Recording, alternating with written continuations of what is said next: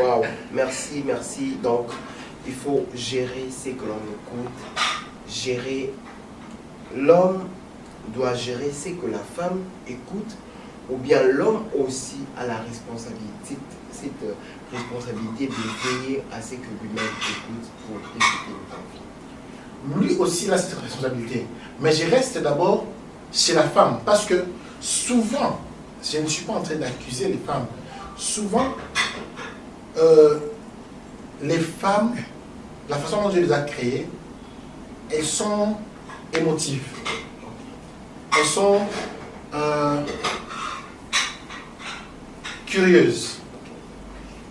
Et Dieu a placé des personnes comme ça sous l'autorité d'une personne qui comprend les choses avec beaucoup de maîtrise.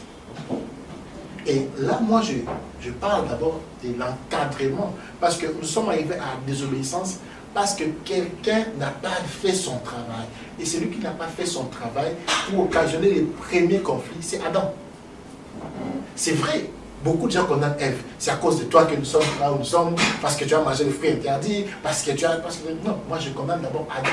Ève n'est pas responsable de ses actes devant Dieu, c'est Adam. C'est Adam qui est responsable. Ève n'est pas responsable du jardin, c'est Adam le chef du jardin. C'est Adam qui doit mettre Ève dans un environnement où les serpents n'ont pas accès. Et comment est-ce que les serpents s'est retrouvé face à face à Ève et en train de converser? Comment est-ce que Ève a écouté les serpents? Est-ce que Adam avait insisté chez Ève pour éviter ces conflits-là, que tu ne dois jamais t'approcher du serpent? Parce que vous savez, il y a des choses, il y a des personnes qu'on laisse entrer dans nos maisons, il y a des personnes qu'on laisse entrer dans nos couples, il y a des amis qu'on laisse causer avec nos femmes, avec nos fiancés. Et nous sommes tellement larges, et plus tard, ce sont des personnes qui créent des problèmes dans nos couples. Des mauvaises personnes, vous avez la responsabilité, en tant que fiancé, en tant que mari, de chasser tout serpent au milieu de votre jardin. Ok, chasser tout serpent au milieu du jardin. Donc en fait, que faire? Qu'est-ce qu'un homme peut faire quand il est en face d'une femme qui n'est pas flexible ou malléable à ses conseils? Surtout dans la phase de fiançailles.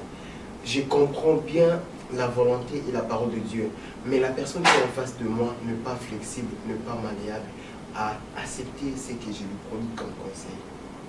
Je réponds au deuxième numéro.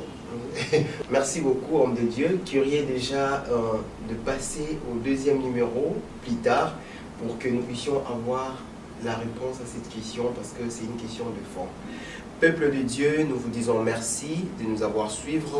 Nous rendons gloire à Dieu qui est passé par son serviteur pour nous apporter encore plus de lumière par rapport aux préoccupations que nous avons eues. Alors nous vous disons pardon, un grand merci, vous qui nous avez suivis, et au prochain numéro.